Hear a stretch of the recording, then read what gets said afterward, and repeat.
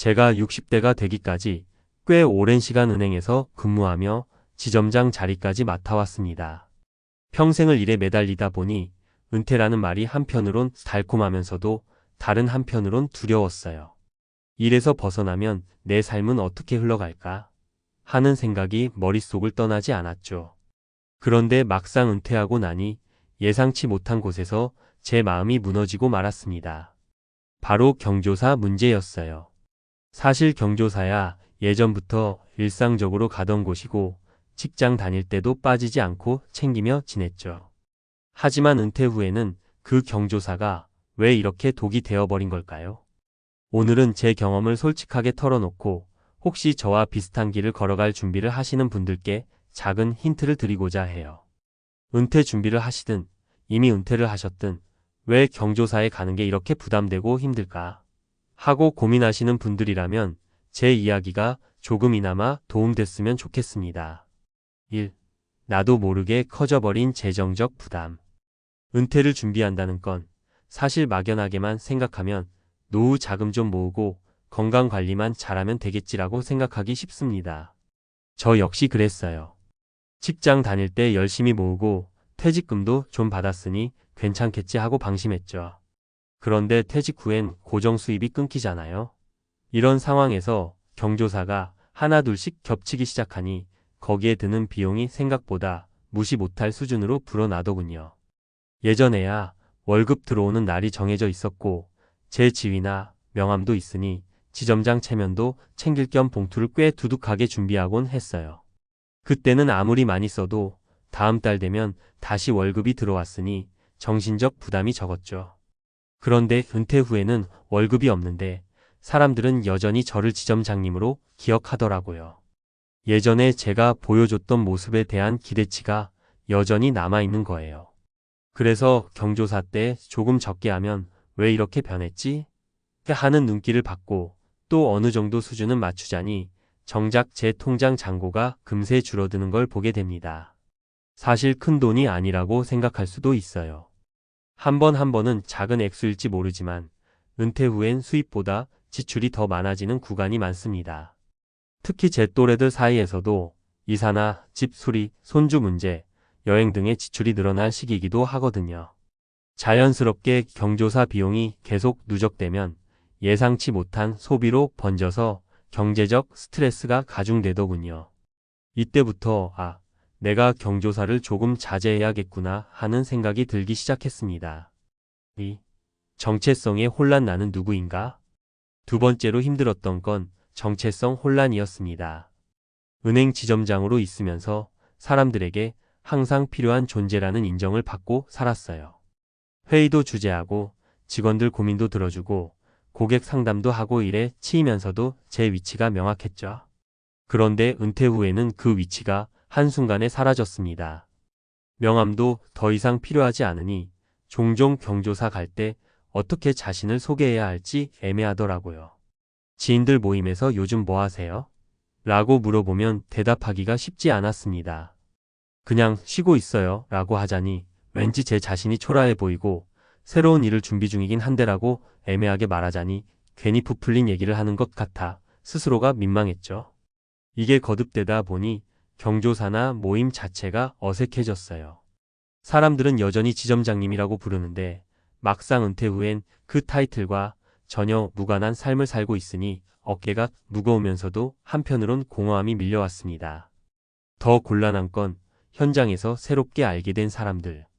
그분들은 저를 지점장님으로 아는 게 아니라 그냥 퇴직자 어씨 정도로만 생각하죠.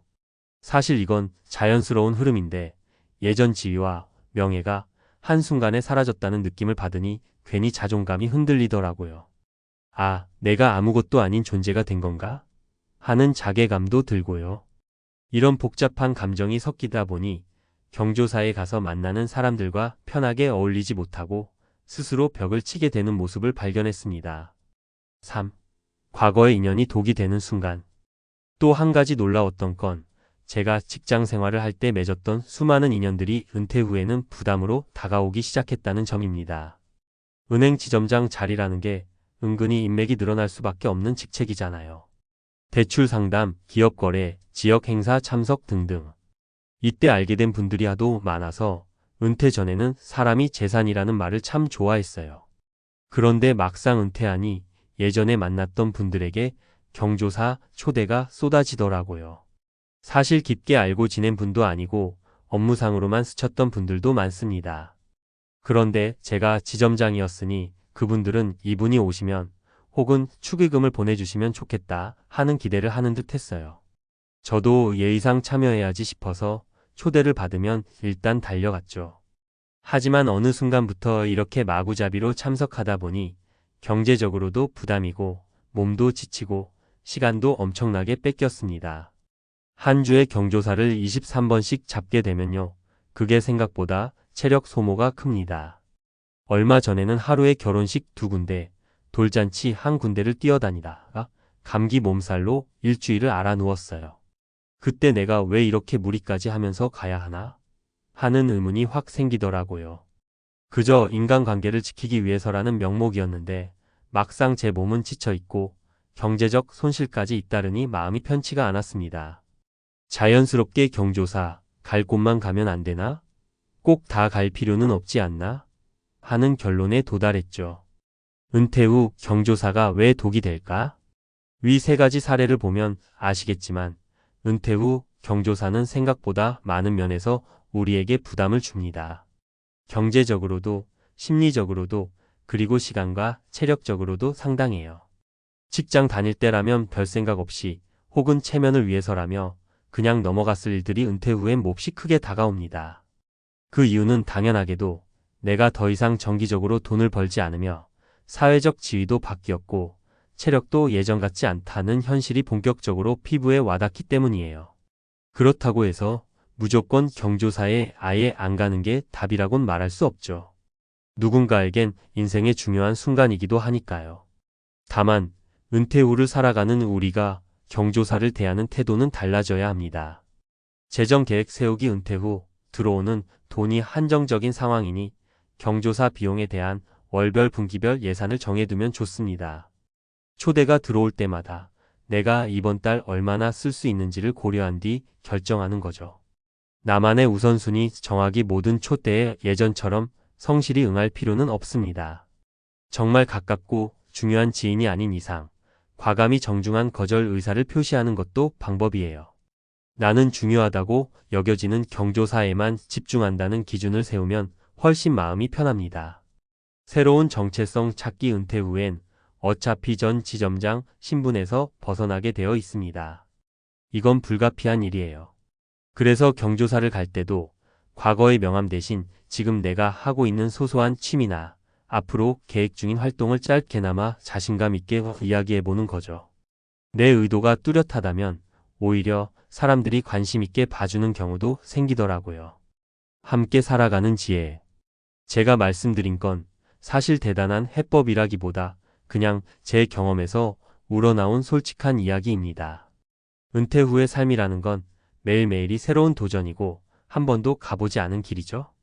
경조사는 그 도전 가운데 하나일 뿐이지만 작은 도전 하나가 우리를 지치게 만들 수도 있고 때론 관계를 유지하게 도와줄 수도 있어요.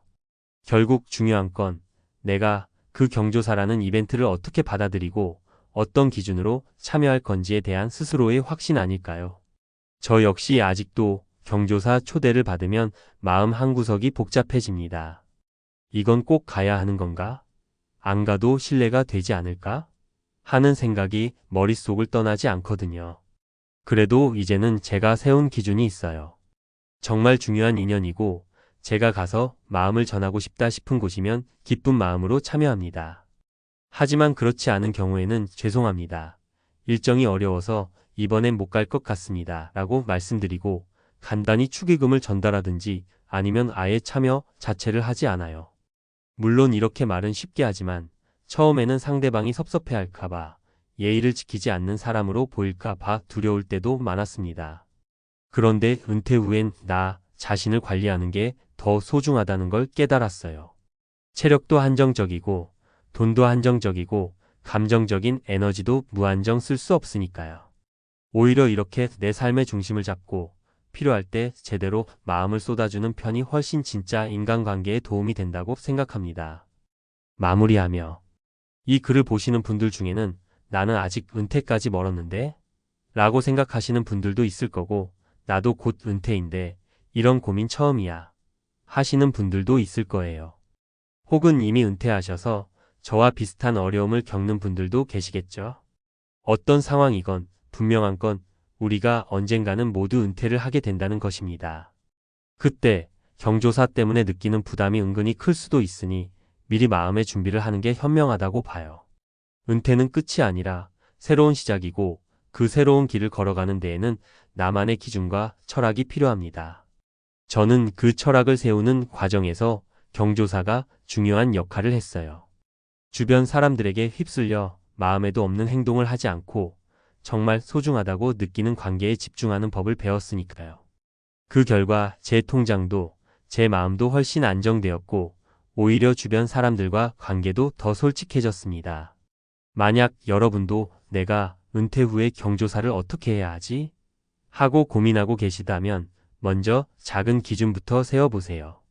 예산은 어느 정도로 잡을 건지, 가야 할 사람과 가지 말아야 할 사람의 구분은 어떻게 둘 건지, 그 기준을 공개적으로 말할 수 있을지 등을 정해두면 좋습니다. 그렇게 조금씩 시행착오를 겪다 보면 어느 순간 나만의 편안한 은퇴 라이프가 자리 잡을 거예요. 부디 제 이야기가 여러분께 작은 인사이트가 되길 바랍니다. 누구나 직장을 그만두고 나서도 인생을 즐길 자격이 있고 은퇴한 삶이라고 해서 누군가에게 끌려다닐 필요는 없습니다. 제게 독처럼 다가왔던 경조사도 이젠 스스로 제어하는 방법을 알게 되었더니 훨씬 가볍고 편안해졌습니다. 오늘 제 충고가 여러분의 은퇴 생활에 작은 힘이 되길 바라며 부디 뜻깊은 인생 2막을 만들어 가시길 응원합니다. 감사합니다.